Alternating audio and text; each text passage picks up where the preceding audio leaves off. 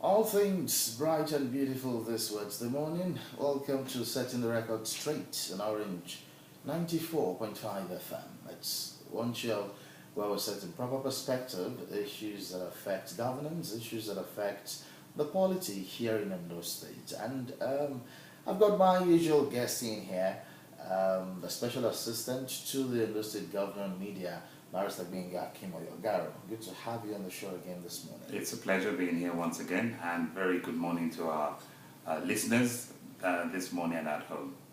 Okay, on this show we talk politics, and it's only natural at this point for us to start from the international stage.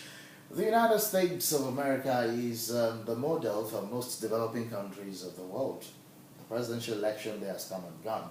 Then, what are the lessons you think we can derive, and of course will be useful for our electoral system in Nigeria? Well, it's for you.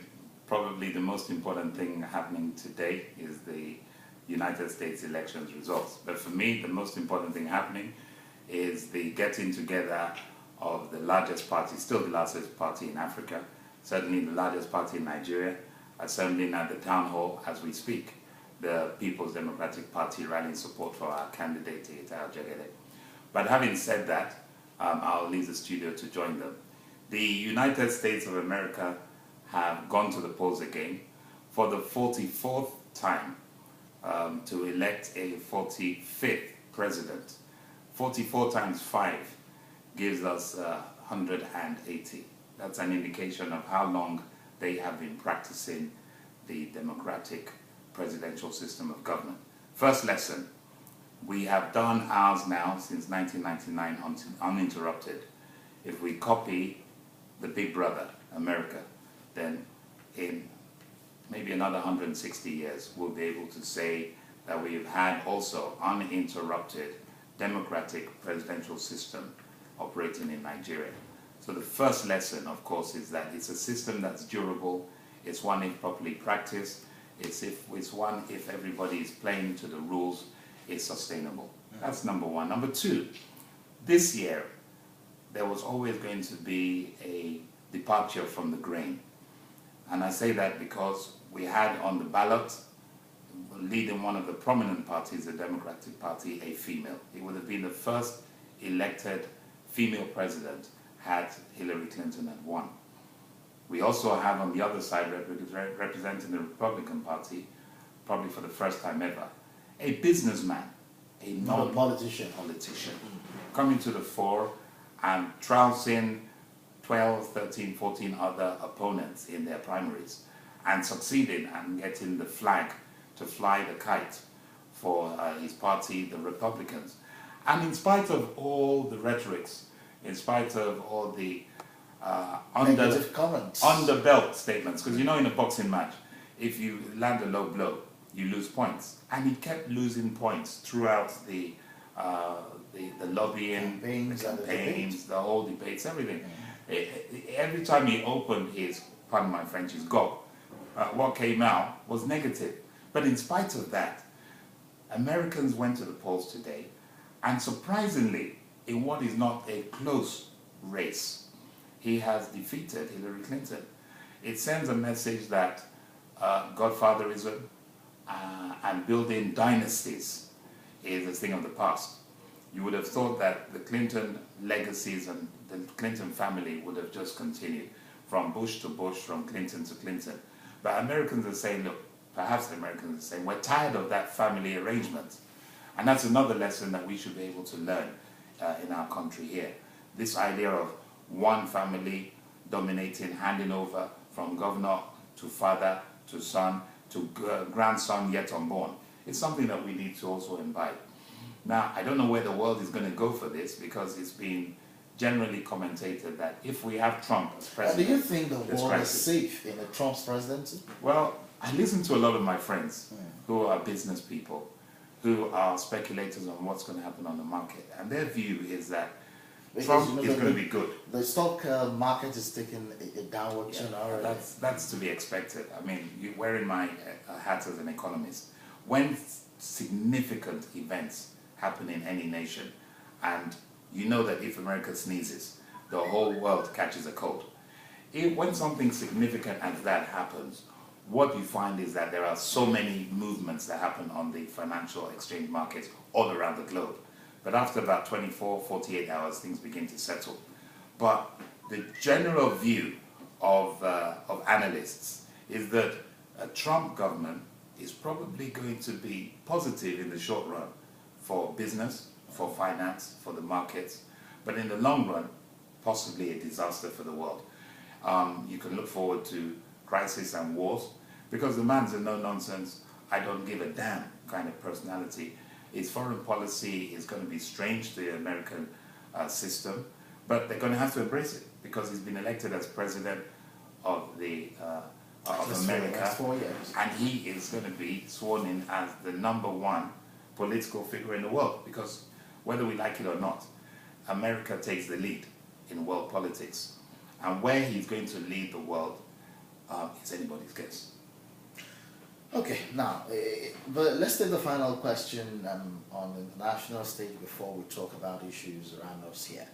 Hillary Clinton already called Donald Trump. Why do you think Nigerian politicians find it difficult to accept defeat? Well, we've done it before. We've done it before even in this country. I mean, we can say that Hillary Clinton has really copycat our former president. President Goodluck Jonathan did not wait for the final count of votes. They were probably about 60% through counting. But when it became evident that all his strongholds had been declared, and he knew that the other ground was going to fall to the opposition, he did the statesmanly thing and said, look, there's no need for tension. It's better and easier for the economy and the society if we have certainty. So I don't need to wait until we complete the race. It's clear and glaring, I'm going to lose this. Unless something dramatic comes up in terms of fraudulent practice, then I might as well throw in the towel. And that's what Hillary has done. She has spared the American nation, and indeed the world, another 6 to 12 hours of agony, waiting for the final result. And that's what you call mature politics. Those of us who grew up or studied or traveled abroad have imbibed those spirits. That's why someone like me, I've contested twice, I lost, but it's no big deal. You lose because the people are not ready for you. One day, they will look for you and say, come on board. We want you to be part of this. But in our own system here, the ethos is that as soon as you sign a form to say, I want to contest, you also at the same time sign a form or a petition to say, I'm going to court. The contest hasn't even started because, unfortunately, politically, we're bad losers in this country. But remember that Trump said before the election probably I wasn't going to accept the outcome of the results. He was asked, would he accept? I think he wormishly swiveled around the question and didn't actually answer what would happen in the event of his defeat. But then again, that is Trump being Trump. You don't get conventional answers from Trump because he's not a politician, he's a businessman. And it pertains a lot of mixed bag ingredients for the whole world politics in the next 4 years. Okay, well, we can't exhaust that conversation enough on the show this morning. I'm sure in the next couple of days, discussions on, most platforms will revolve around this because of the importance of the American presidency to events in the world. Well, in the course of the show, the publicity secretary of the People's Democratic Party in Ondo State will join us live from Abuja. And of course, we're going to take some comments from him as regards issues affecting the PDP and, of course, the legal tussle. So, in a short while, Honorable Banji Okoma will be speaking to us on the phone. Yes. She wasn't expecting that. Not really. Okay. Press 11. Hello? Banji, sure. Hello, Banji. Hello, Banji. Oh, okay. You're going to go live in a few seconds, so stand by.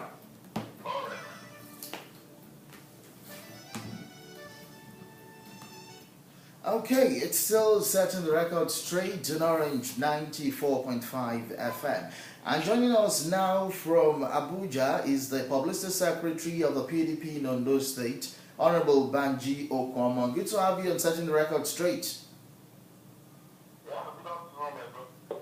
Yes, how are you doing? How is Abuja? Abuja is fine, oh. Okay.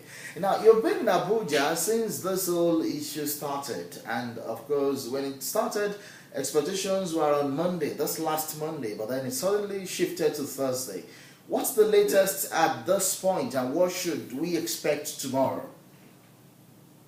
First and foremost, let me give praise to God Almighty that has brought us this far. We thank God that we have opportunity to ventilate our displeasure and grievances as required by law. We don't have any option other than the option of taking the matter at hand before the Court of Appeal. So we have appropriately done that by filing our notice of appeal and leave of appeals and all the necessary legal things that we are supposed to do. Okay. And we have also enlisted the best of legal team led by Wole Olanike from SAN to lead other counsels and make the necessary appeals on behalf of the Inter-Executive and the People's Democratic Party. Okay.